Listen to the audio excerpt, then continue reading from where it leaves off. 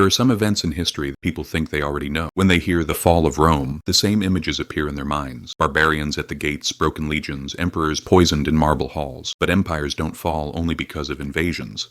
They rot from within, from money. Rome didn't fall just because of wars or corruption. It fell because it ran out of money, and the message hidden in that collapse still applies to modern economies that think they can play with money. Let's set the stage. For centuries, the backbone of Rome's economy was a silver coin called the denarius. First minted around 211 BC, it was made of pure silver, trusted across the empire. Roman soldiers were paid with it, merchants traded with it, and citizens saved it. The denarius wasn't just money. It was metallic trust. The power of the empire and the value of its coin were the same thing. As long as people believed in Rome, they believed in its money. But running an empire is expensive. Legions had to be paid, roads and aqueducts built, wars financed. By the 2nd century, Rome was fighting on every front. Parthians in the east, tribes in the north, and rebellions at home. Taxes couldn't cover the costs.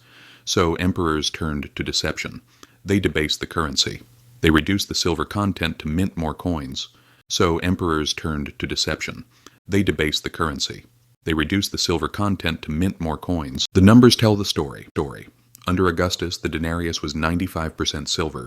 Under Caracalla, it dropped to 50%. By Gallienus's time, it fell below 5%. The once silver coin was now bronze, coated with a thin shine, a fake sparkle of trust. The people noticed. Inflation exploded. As money lost value, prices soared. One denarius could no longer buy a loaf of bread, where it took dozens. This wasn't just economic theory. It was the destruction of daily life. Soldiers demanded higher pay. Merchants raised prices. Trade collapsed. Communities went back to bartering. And as trust evaporated, emperors minted even more worthless coins. The vicious cycle began, the same one that repeats in every hyperinflation in history. During the crisis of the 3rd century, things reached their peak. From 235 to 284 AD, Rome faced invasions, plagues, civil wars, and total economic collapse. Emperors rose and fell monthly, many murdered by their own guards. Behind the political chaos was a broken financial system. Taxes meant nothing. Farmers abandoned their land. Trade networks disintegrated. Rome tried desperate measures, price controls, forced labor. Nothing worked. In 301 AD, Emperor Diocletian issued the edict on maximum prices, fixing prices for everything from grain to labor. Breaking the rule meant death. But laws can't fix broken money. The black market flourished. Official trade died. People learned a law cannot repair a ruined coin. Eventually, Rome abandoned the denarius. Constantine introduced a new gold coin, the solidus. It brought stability for the East. But for the Western Empire, it was too late. The decay was irreversible, the army weak, trade fragmented, trust gone. Rome didn't collapse overnight. It decayed slowly, and money was the root. So what does this teach us? The collapse of money is the collapse of empires. Rome thought it could fool its people, minting coins that looked the same but were worth less. Today, governments do the same, printing money, manipulating rates, expanding debt. The result is always the same. People pay the price, wealth disappears, trust erodes. Rome learned that lesson the hard way. If we don't, we'll share its fate. History didn't end in Rome. Since then, every great inflation followed the same pattern. States debased their currency, elites protected themselves, and the people suffered. Rome's money crisis was the first full-scale example, a collapse engineered by its own rulers. Fast forward to the 20th century. After World War I, Germany carried the burden of the Treaty of Versailles.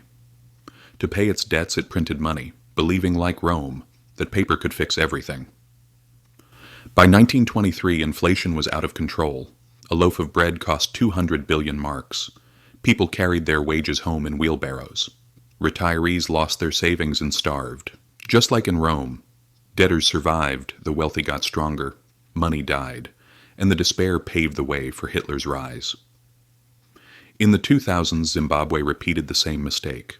Land seizures, debt, collapsing production. The government ran the printing presses. By 2008, inflation hit 89.7 sextillion%.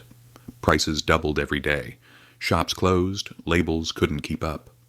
Eventually, the country abandoned its own currency and adopted the US dollar. Same story. The government tried to deceive reality and the people paid. But it's not just extreme cases. Even in modern, developed nations, the Roman pattern continues. Take the U.S., for example. In 1971, President Nixon cut the dollar from the gold standard. From that day, money wasn't backed by gold, only by trust in the state. And like Rome, spending... And here's the truth. History doesn't repeat, but if you don't understand it, it crushes you.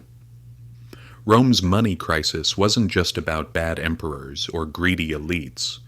It was about how fragile money becomes when power abuses it, and that fragility is still with us today. If this gave you a new perspective, subscribe and leave a like.